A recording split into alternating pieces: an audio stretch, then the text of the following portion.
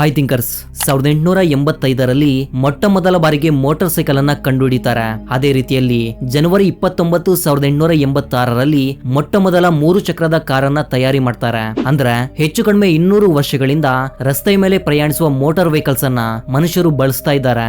ಆದ್ರೆ ಸಮುದ್ರದಲ್ಲಿ ಪ್ರಯಾಣಿಸುವ ಹಡಗುಗಳನ್ನ ಮಾತ್ರ ಸಾವಿರಾರು ವರ್ಷಗಳ ಹಿಂದಿನಿಂದಲೂ ಮನುಷ್ಯರು ಬಳಕೆ ಮಾಡ್ತಾ ಬರ್ತಿದ್ದಾರೆ. ನಮ್ಗೆ ತಿಳಿದಿರುವ ಚರಿತ್ರೆ ಪ್ರಕಾರ ಏನ್ಷಿಯಂಟ್ ಈಜಿಪ್ಟ್ ಜನರು ಮೊಟ್ಟ ಮೊದಲ ಬಾರಿಗೆ ಹಡಗನ್ನ ತಯಾರಿಸಿ ಬಳಸಿದ್ದಾರಂತೆ. ಪ್ರಸ್ತುತ ಮನುಷ್ಯರ ಜೀವನದಲ್ಲಿ ರಸ್ತೆ ಮೇಲೆ ಪ್ರಯಾಣಿಸುವ ವಾಹನಗಳು ಎಷ್ಟು ಮುಖ್ಯನೋ ಈ ಸಮುದ್ರದಲ್ಲಿ ಪ್ರಯಾಣಿಸುವ ಹಡಗುಗಳು ಅದಕ್ಕಿಂತ ಹೆಚ್ಚು ಮುಖ್ಯ. ಅದರಲ್ಲೂ ಕಾರ್ಗೋ ಶಿಪ್ಸ್ ತುಂಬಾನೇ ಮುಖ್ಯ. ಯಾಕಂದ್ರೆ ಒಂದು ದೇಶದಿಂದ ಮತ್ತೊಂದು ದೇಶಕ್ಕೆ ಸರಕುಗಳ ಸಾಗಾಣಿಕೆ ಮಾಡೋದಕ್ಕೆ ಈ ಕಾರ್ಗೋ ಶಿಪ್ಸ್ ಮೇಲೆ ಮನುಷ್ಯ ತುಂಬಾನೇ ಡಿಪೆಂಡ್ ಆಗಿದ್ದಾನೆ.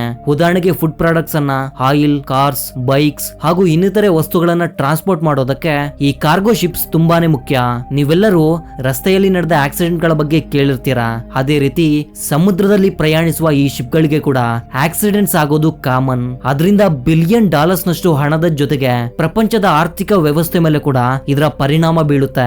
ಸೊ ಇವತ್ತಿನ ವಿಡಿಯೋದಲ್ಲಿ ಸಮುದ್ರದಲ್ಲಿ ನಡೆದ ಕಾರ್ಗೋ ಶಿಪ್ ಆಕ್ಸಿಡೆಂಟ್ಸ್ ಬಗ್ಗೆ ನಿಮ್ಗೆ ಡೀಟೇಲ್ ಆಗಿ ತಿಳಿಸ್ಕೊಡ್ತೀನಿ. ಸೊ ಮಿಸ್ ಮಾಡದೆ ಈ ವಿಡಿಯೋವನ್ನ ಕೊನೆವರೆಗೂ ನೋಡಿ. Number 1, ever given. 23 ಮಾರ್ಚ್ 2021ರಲ್ಲಿ ಇಡೀ ಪ್ರಪಂಚದಾದ್ಯಂತ ವೈರಲ್ ಆದ ನ್ಯೂಸ್ ಇದು. ಎವರ್ ಗಿವೆನ್ ಶಿಪ್ ನ ಸೈಜ್ ಬಂದು 400 ಮೀಟರ್ ಉದ್ದವಿತ್ತು. ಇದರಲ್ಲಿ 20,000 ಫುಲ್ಲಿ ಲೋಡೆಡ್ ಕಂಟೈನರ್ಸ್ ಇದ್ವು. ಈ ಎವರ್ ಗಿವೆನ್ ಶಿಪ್ ಚೈನಾದಿಂದ ತನ್ನ ಪ್ರಯಾಣವನ್ನ ಶುರು ಮಾಡಿತ್ತು. ಕೆಲವು ವಾರಗಳಲ್ಲಿ ಇದು ಸುಯೇಜ್ ಕೆನಾಲ್ ಅನ್ನ ದಾಟಿ ನೆದರ್ಲ್ಯಾಂಡ್ಸ್ ಗೆ ಹೋಗ್ಬೇಕಿತ್ತು. ಈ ಶಿಪ್ ಸುಯೇಜ್ ಕೆನಾಲ್ ಗೆ ಎಂಟರ್ ಆದ ಮೇಲೆ ಸೈಡ್ ಇಂದ ವೇಗವಾಗಿ ಗಾಳಿ ಬೀಸೋದಕ್ಕೆ ಶುರು ಮಾಡುತ್ತೆ. ಆದ್ರೆ ಕ್ಯಾಪ್ಟನ್ ಅಷ್ಟೊಂದು ತಲೆ ಕೆಡಿಸ್ಕೊಳ್ಳೋದಿಲ್ಲ.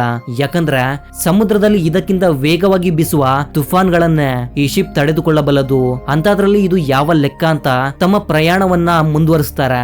ಆದ್ರೆ ಸ್ವಲ್ಪ ಸಮಯದಲ್ಲೇ ಶಿಪ್ ತನ್ನ ಕಂಟ್ರೋಲ್ ಕಳೆದುಕೊಂಡು ಕೆನಾಲ್ಗೆ ಈ ರೀತಿ ಅಡ್ಡಲಾಗಿ ನಿಂತುಕೊಳ್ಳುತ್ತೆ. ಈ ಸುಯೇಜ್ ಕೆನಾಲ್ ನಲ್ಲಿ ಒಂದು ದಿನಕ್ಕೆ 70 ಶಿಪ್ಸ್ ಪ್ರಯಾಣಿಸ್ತವೆ. ಆದ್ರೆ ಆ ಸಮಯದಲ್ಲಿ ಕೋವಿಡ್ ಪ್ಯಾಂಡಮಿಕ್ ಇರೋದ್ರಿಂದ ಇನ್ನೂ ಹೆಚ್ಚು ಶಿಪ್ಸ್ ಈ ಕೆನಾಲ್ ಅನ್ನ ದಾಟೋದಕ್ಕೆ ಕ್ಯೂ ನಲ್ಲಿ ನಿಂತಿದ್ವು. ಅಂದ್ರೆ ಸಮುದ್ರದಲ್ಲಿ ಅಷ್ಟೊಂದು ಟ್ರಾಫಿಕ್ ಜಾಮ್ ಅನ್ನೋದು ಅವತ್ತು ಕ್ರಿಯೇಟ್ ಆಗಿತ್ತು. ಈ ಒಂದು ಆಕ್ಸಿಡೆಂಟ್ ಇಂದ ಇಡೀ ಪ್ರಪಂಚದ 13% ಅಷ್ಟು ಟ್ರೇಡಿಂಗ್ ನಿಂತು ಹೋಗುತ್ತೆ. ಇದರಿಂದ ಪ್ರಪಂಚದಾದ್ಯಂತ ಈ ನ್ಯೂಸ್ ತುಂಬಾನೇ ವೈರಲ್ ಆಗುತ್ತೆ.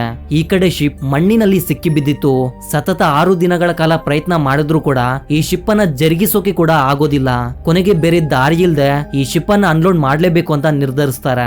ಆದ್ರೆ ಅನ್ಲೋಡ್ ಮಾಡೋಕೆ ಕೂಡ ಬರೋಬ್ಬರಿ 10 ರಿಂದ 16 ದಿನಗಳ ಸಮಯ ಬೇಕಾಗುತ್ತೆ. ಇನ್ನೇನು ಅನ್ಲೋಡ್ ಮಾಡ್ಬೇಕು ಅನ್ನುವಷ್ಟರಲ್ಲಿ ಅಂದ್ರೆ 28 ಮಾರ್ಚ್ ರಂದು ಸೂಪರ್ ಮೂನ್ ಇತ್ತು. ನಿಮ್ಗೆಲ್ಲ ಗೊತ್ತಿರುತ್ತೆ, ಫುಲ್ ಮೂನ್ ಟೈಮ್ ನಲ್ಲಿ ಸಮುದ್ರದಲ್ಲಿ ಅಲೆಗಳು ವೇಗವಾಗಿ ಬರ್ತವೆ. ಇದರಿಂದ ಸಮುದ್ರದ ನೀರಿನ ಮಟ್ಟ ಕೂಡ ತುಂಬಾನೇ ಹೆಚ್ಚಾಗುತ್ತೆ. ಅದೇ ರೀತಿಯಲ್ಲಿ ಸುಯೇಜ್ ಕೆನಾಲ್ ನೀರಿನ ಮಟ್ಟ ಕೂಡ ಹೆಚ್ಚಾಗಿ ಈ ಶಿಪ್ ಸ್ವಲ್ಪ ಮೇಲಕ್ಕೆ ಬರುತ್ತೆ. ಆಗ ಸುಲಭವಾಗಿ ಟಕ್ ಬೋಟ್ ಗಳನ್ನ ಬಳಸಿ ಈ ಶಿಪ್ ಅನ್ನ ಸ್ಟಡಿ ಮಾಡ್ತಾರೆ. ಈ ಆಕ್ಸಿಡೆಂಟ್ ಇಂದ ಸ್ಟಾಕ್ ಹೋಲ್ಡರ್ಸ್ ಗೆ ಬರೋಬ್ಬರಿ $57 ಬಿಲಿಯನ್ ನಷ್ಟವಾಗಿತ್ತು. Number 2, Hoegh Osaka. ಈ ಹಡಗನ್ನ ಸಿಂಗಾಪುರಿನಲ್ಲಿ ತಯಾರಿ ಮಾಡ್ತಾರೆ. ಹಾಗೂ 2008ರಲ್ಲಿ ಒಯೆಗ್ ಆಟೋ ಲೈನರ್ಸ್ ಅನ್ನುವ ಕಂಪನಿ ಈ ಹಡಗನ್ನ ಖರೀದಿ ಮಾಡುತ್ತೆ. ಇದು ಮುಖ್ಯವಾಗಿ ವೆಹಿಕಲ್ಸ್ ಅನ್ನ ಟ್ರಾನ್ಸ್ಪೋರ್ಟ್ ಮಾಡುವ ಶಿಪ್ ಆಗಿದೆ. 590 ಅಡಿಗಳಷ್ಟು ಉದ್ದವಿರುವ ಈ ಶಿಪ್ ನಲ್ಲಿ 2500ಕ್ಕಿಂತ ಹೆಚ್ಚು ವೆಹಿಕಲ್ಸ್ ಅನ್ನ ಒಂದೇ ಬಾರಿಗೆ ಲೋಡ್ ಮಾಡಬಹುದು. ಆದ್ರೆ ಜನವರಿ 3, 2017ರಲ್ಲಿ ಈ ಕಾರ್ಗೋ ಶಿಪ್ ಇಂಗ್ಲೆಂಡ್ ನ ಆಮ್ಶೈರ್ ಇಂದ ತುಂಬಾನೇ ಕಾಸ್ಟ್ಲಿ ಕಾರ್ಗಳನ್ನ ಹಾಗೂ ಕೆಲವು ಲಕ್ಸರಿ ಬಸ್ ಗಳನ್ನ ಲೋಡ್ ಮಾಡಿಕೊಂಡು ಜರ್ಮನಿ ಕಡೆ ತನ್ನ ಪ್ರಯಾಣವನ್ನ ಶುರು ಮಾಡುತ್ತೆ.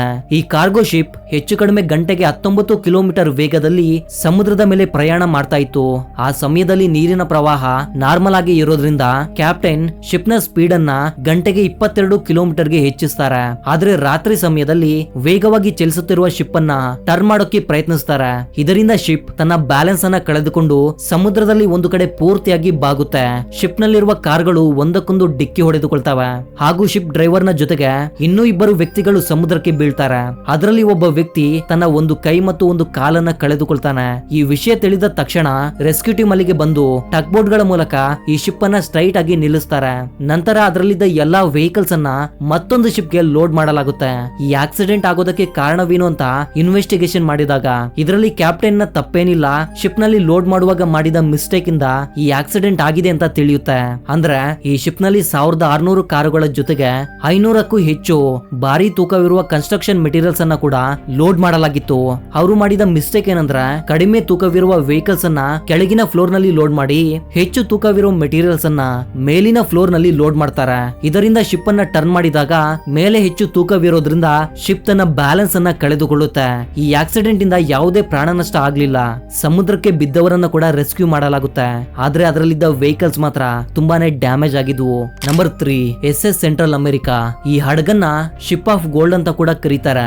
ಯಾಕಂದ್ರೆ ಬಂಗಾರವನ್ನ ಟ್ರಾನ್ಸ್ಪೋರ್ಟ್ ಮಾಡೋಕೆ ಅಂತಾನೆ ಈ ಶಿಪ್ ಅನ್ನ ತಯಾರಿ ಮಾಡಿದ್ರು. 280 ಅಡಿಗಳಷ್ಟು ಉದ್ದವಿರುವ ಈ ಶಿಪ್ ಒಂದು ಸೈಡ್ ವೀಲರ್ ಸ್ಟೀಮರ್ ಶಿಪ್ ಆಗಿತ್ತು.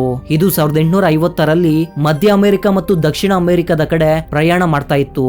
ಬಂಗಾರವನ್ನ ಟ್ರಾನ್ಸ್ಪೋರ್ಟ್ ಮಾಡುವ ಶಿಪ್ ಆಗಿದ್ರಿಂದ ಇದರ ಭದ್ರತೆ ಕೂಡ ತುಂಬಾನೇ ಬಲಿಷ್ಠವಾಗಿತ್ತು. ಆದ್ರೆ ಏನ್ ಪ್ರಯೋಜನ? ಪ್ರಕೃತಿಯ ಕೋಪದ ಮುಂದೆ ಯಾವ ಭದ್ರತೆ ಕೂಡ ಕೆಲಸಕ್ಕೆ ಬರೋದಿಲ್ಲ. ಅಂದ್ರೆ ಸೆಪ್ಟೆಂಬರ್ 1857ರಲ್ಲಿ ಸಮುದ್ರದಲ್ಲಿ ಒಂದು ಭಯಂಕರವಾದ ತುಫಾನ್ ಬರುತ್ತೆ. ಆಗ ಈ ಶಿಪ್ ನಲ್ಲಿದ್ದ 13,600 ಕೆಜಿ ಬಂಗಾರ, 425 ಕ್ರೂ ಮೆಂಬರ್ಸ್ ಹಾಗೂ 578 ಪ್ರಯಾಣಿಕರ ಜೊತೆಗೆ ಸಮುದ್ರದಲ್ಲಿ ಮುಳುಗಿ ಹೋಗುತ್ತೆ. ಇಷ್ಟೊಂದು ಬಂಗಾರ ಸಮುದ್ರದಲ್ಲಿ ಮುಳುಗಿದೆ ಅಂದ್ರೆ ಅದನ್ನ ಹುಡುಕೋದಕ್ಕೆ ತುಂಬಾ ಜನ ಪ್ರಯತ್ನ ಮಾಡ್ತಾರೆ ಅಲ್ವಾ? ಅದೇ ರೀತಿಯಲ್ಲಿ ಈ ಬಂಗಾರವನ್ನ ಹುಡುಕೋದಕ್ಕೆ ಕೂಡ ತುಂಬಾ ಜನ ಪ್ರಯತ್ನ ಮಾಡ್ತಾರೆ. 1888ರಲ್ಲಿ ರಿಸರ್ಚರ್ ಥಾಮಸ್ ಈ ಬಂಗಾರವನ್ನ ಹುಡುಕೋದಕ್ಕೆ ಟ್ರೈ ಮಾಡ್ತಾನೆ. ಈ ಕೆಲಸ ಮಾಡೋಕೆ ಅಂತಾನೆ ಸುಮಾರು $100 ಕೋಟಿ ಅನ್ನ ಸಾಲ ಮಾಡ್ತಾನೆ. ಅದು ಕೂಡ ಸಮುದ್ರದಲ್ಲಿ ಬಂಗಾರ ಸಿಕ್ಮೇಲೆ ಸಾಲವೆಲ್ಲ ತೀರಿಸ್ತೀನಿ ಅಂತ ಹೇಳಿ ತುಂಬಾ ಜನರ ಹತ್ರ ಸಾಲ ಮಾಡಿರ್ತಾನೆ. ಅದೇ ವರ್ಷ ಥಾಮಸ್ಗೆ $400 ಕೋಟಿ ಬೆಲೆ ಬಾಳುವ ಬಂಗಾರ ಸಿಕ್ಕಿದೆ ಅಂತೆ. ಅದನ್ನ ಸೀಕ್ರೆಟ್ ಆಗಿ ಮಾರಾಟ ಕೂಡ ಮಾಡಿದ್ದಾನಂತೆ. ಸಾಲ ಕೊಟ್ಟವರು ಹಣವನ್ನ ಕೇಳಿದ್ರೆ ಥಾಮಸ್ ಸಮುದ್ರದಲ್ಲಿ ನನಗೆ ಬಂಗಾರವೇ ಸಿಕ್ಕಿಲ್ಲ ಅಂತ ಹೇಳ್ತಾನೆ. ಕೊನೆಗೆ ಈತ ಮಾಡಿದ ತಪ್ಪಿಗೆ ಅಮೆರಿಕನ್ ಗವರ್ನಮೆಂಟ್ ಜೈಲು ಶಿಕ್ಷೆಯನ್ನ ವಿಧಿಸುತ್ತೆ. Number 4 Express Pearl. ಸಿಂಗಾಪುರ್ ನಲ್ಲಿರುವ ಒಂದು ಕಾರ್ಗೋ ಶಿಪ್ ಇದು. ಫೆಬ್ರವರಿ 2021ರಲ್ಲಿ ಸಮುದ್ರಕ್ಕೆ ಈ ಶಿಪ್ ಅನ್ನ ಇಳಿಸಲಾಗುತ್ತೆ. ಆದ್ರೆ ಆಶ್ಚರ್ಯಕರ ಸಂಗತಿ ಏನಂದ್ರೆ ಕೇವಲ 3 ತಿಂಗಳಲ್ಲೇ ಇದು ಹಾಳಾಗುತ್ತೆ. ಈ ಕಾರ್ಗೋ ಶಿಪ್ ಹೆಚ್ಚು ಕಡಿಮೆ 610 ಅಡಿಗಳಷ್ಟು ಉದ್ದವಾಗಿತ್ತು. ಆದ್ರೆ ಮೇ 20, 2021ರಲ್ಲಿ ಶ್ರೀಲಂಕಾದ ಕೊಲಂಬಿಯಾದಲ್ಲಿರುವಾಗ ಈ ಶಿಪ್ಗೆ ಬೆಂಕಿ ಹಚ್ಚಿಕೊಳ್ಳುತ್ತೆ. ಆ ಸಮಯದಲ್ಲಿ ಈ ಶಿಪ್ ಒಳಗಡೆ 1400ಕ್ಕಿಂತ ಹೆಚ್ಚು ಕಂಟೈನರ್ಸ್ ಇದ್ವು.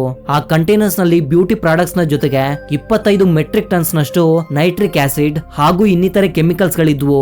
ಇವೆಲ್ಲ ಸುಡುವ ವಸ್ತುಗಳಾಗಿದ್ರಿಂದ ಬೇಗ ಬೆಂಕಿ ಹತ್ತಿಕೊಂಡಿದೆ. ತುಂಬಾ ದಿನಗಳಿಂದ ಆ ಕಂಟೈನರ್ ಲೀಕ್ ಆಗ್ತಾ ಇತ್ತು. ಶಿಪ್ ನಲ್ಲಿರುವ ಕ್ರೂ ಮೆಂಬರ್ಸ್ ಲೀಕೇಜ್ ಅನ್ನ ತಡೆಯೋದಕ್ಕೆ ತುಂಬಾನೇ ಪ್ರಯತ್ನಿಸ್ತಾರೆ. ಕೊನೆಗೆ ಈ ಶಿಪ್ ಶ್ರೀಲಂಕಾದ ಹತ್ತಿರಕ್ಕೆ ಬಂದ್ಮೇಲೆ ಲೀಕೇಜ್ ಅನ್ನ ನಿಲ್ಲಿಸೋಕೆ ಶ್ರೀಲಂಕಾದಿಂದ ಕೆಲವು ಎಕ್ಸ್ಪರ್ಟ್ಸ್ ಅನ್ನ ಕರೆಸ್ತಾರೆ.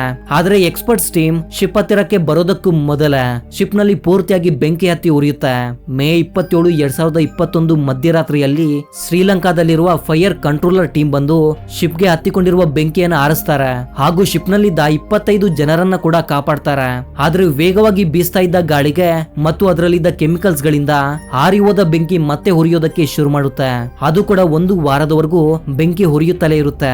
ಕೊನೆಗೆ ಜೂನ್ 2ರಂದು ಸಮುದ್ರದಲ್ಲಿ ಮುಳುಗಿ ಹೋಗುತ್ತೆ. ಅದಕ್ಕೂ ಮೊದಲು ಈ ಶಿಪ್ ನಲ್ಲಿ ತುಂಬಾನೇ ಬ್ಲಾಸ್ಟ್ ಗಳಾಗುತ್ತೆ. ಆ ಬ್ಲಾಸ್ಟ್ ಗೆ ಬಂದ ಸೌಂಡ್ ಅನ್ನೋದು ಕೊಲಂಬಿಯಾದವರೆಗೂ ಕೇಳಿ ಬರುತ್ತೆ. ಈ ಘಟನೆಯನ್ನ ಶ್ರೀಲಂಕಾದ ಚರಿತ್ರೆಯಲ್ಲೇ ಅತ್ಯಂತ ದೊಡ್ಡ ಸಮುದ್ರದ ಅಪಘಾತ ಎಂದು ಕರೀತಾರೆ. ಅಷ್ಟೇ ಅಲ್ಲ, ಶಿಪ್ ನಲ್ಲಿದ್ದ ಕೆಮಿಕಲ್ಸ್ ಎಲ್ಲ ನೀರಿನಲ್ಲಿ ಮಿಕ್ಸ್ ಆಗಿ ಲಕ್ಷಾಂತರ ಮೀನುಗಳು ಇನ್ನೂ ಇತರೆ ಸಮುದ್ರದ ಜೀವಿಗಳು ಕೂಡ ಸತ್ತು ಹೋಗ್ತವೆ. ಇದರಿಂದ ಹೆಚ್ಚು ಕಡಿಮೆ 6 ತಿಂಗಳವರೆಗೂ ಅಲ್ಲಿನ ಜನರು ಫಿಶಿಂಗ್ ಮಾಡೋದಕ್ಕೆ ಸಾಧ್ಯವಾಗೋದಿಲ್ಲ. ನಂಬರ್ 5 ಗೋಲ್ಡನ್ ರೇ. ಇದೊಂದು ದಕ್ಷಿಣ ಕೊರಿಯಾಗೆ ಸೇರಿದ ಶಿಪ್. ಇದನ್ನ ಹ್ಯುಂಡೈ ಕಾರ್ ಕಂಪನಿ ಯೂಸ್ ಮಾಡ್ತಾ ಇತ್ತು ಹಾಗೂ ಕಿಯಾ ಮೋಟಾರ್ಸ್ ಕಾರ್ ಗಳನ್ನ ಕೂಡ ಈ ಶಿಪ್ ನಲ್ಲಿ ಟ್ರಾನ್ಸ್ಪೋರ್ಟ್ ಮಾಡ್ತಾ ಇದ್ರು. ಅಂದ್ರೆ ಈ 2 ಕಂಪನಿಗಳ ಕಾರ್ಸ್ ಅನ್ನ ಈ ಗೋಲ್ಡನ್ ರೇ ಶಿಪ್ ನ ಮೂಲಕ ಯುರೋಪ್ ಮತ್ತು ಅಮೆರಿಕಾಗೆ ಟ್ರಾನ್ಸ್ಪೋರ್ಟ್ ಮಾಡ್ತಾ ಇತ್ತು.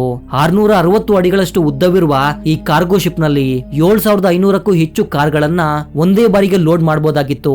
ಅದೇ ರೀತಿಯಲ್ಲಿ ಈ ಗೋಲ್ಡನ್ ರೇ 2019ರಲ್ಲಿ ಲೋಡ್ ಮಾಡ್ಕೊಂಡು ತನ್ನ ಪ್ರಯಾಣವನ್ನ ಶುರು ಮಾಡುತ್ತೆ. ಆ ದಿನ ಈ ಶಿಪ್ ನಲ್ಲಿ ಹ್ಯುಂಡೈ ಮತ್ತು ಕಿಯಾ ಮೋಟಾರ್ಸ್ ನ ಜೊತೆಗೆ ಬೇರೆ ಕಂಪನಿಗಳ ಲಕ್ಸರಿ ಕಾರ್ಗಳು ಕೂಡ ಇದ್ವು. 8 ಸೆಪ್ಟೆಂಬರ್ 2019ರಲ್ಲಿ ಈ ಶಿಪ್ ಸಮುದ್ರದಲ್ಲಿ ತುಂಬಾ ದೂರ ಪ್ರಯಾಣ ಮಾಡಿದ್ಮೇಲೆ ಅದರ ಸ್ಟೈರಿಂಗ್ ಸಿಸ್ಟಮ್ ಪ್ರಾಬ್ಲಮ್ ಬರುತ್ತೆ. ಇದರಿಂದ ಸಡನ್ ಆಗಿ ಈ ಶಿಪ್ ಒಂದೇ ಕಡೆ ಬಾಗೋದಕ್ಕೆ ಶುರುವಾಗುತ್ತೆ. ಡ್ರೈವರ್ ಎಷ್ಟೇ ಪ್ರಯತ್ನಿಸಿದ್ರು ಕೂಡ ಶಿಪ್ ಅನ್ನ ಕಂಟ್ರೋಲ್ ಮಾಡೋದಕ್ಕೆ ಸಾಧ್ಯವಾಗೋದಿಲ್ಲ. ಕೆಲವು ನಿಮಿಷಗಳಲ್ಲೇ ಇದು ಒಂದೇ ಕಡೆ ಬಿದ್ದು ಹೋಗುತ್ತೆ. ಈ ಶಿಪ್ ನಲ್ಲಿರುವ ವಾಟರ್ ಪಂಪ್ಸ್ ಅನ್ನ ಕೂಡ ಆನ್ ಮಾಡ್ತಾರೆ. ಇದರಿಂದ ನೀರು ಹೊರಗಡೆ ಹೋಗುತ್ತೆ ಅಂತ ಅಂದ್ಕೊಳ್ತಾರೆ. ಆದ್ರೆ ಆ ಪ್ಲಾನ್ ಕೂಡ ವರ್ಕ್ ಆಗೋದಿಲ್ಲ.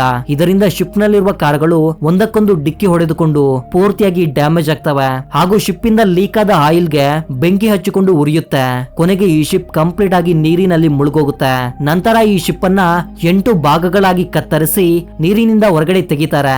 ಆದ್ರೆ ಇದರಲ್ಲಿದ್ದ ತುಂಬಾ ಕಾರುಗಳು ಸುಟ್ಟು ಹೋಗಿದ್ವು. ಇನ್ನು ಕೆಲವು ಕಾರುಗಳು ಕಂಪ್ಲೀಟ್ ಆಗಿ ಡ್ಯಾಮೇಜ್ ಆಗಿ ಹೋಗಿದ್ವು. So that was the info my dear thinkers. ಮತ್ತೊಂದು ಇಂಟ್ರೆಸ್ಟಿಂಗ್ ಆದ ವಿಡಿಯೋ ಜೊತೆ ಮತ್ತೆ ಸಿಗ್ತೀನಿ. ಅಲ್ಲಿವರೆಗೂ ಜೈ ಹಿಂದ್, ಜೈ ಕರ್ನಾಟಕ.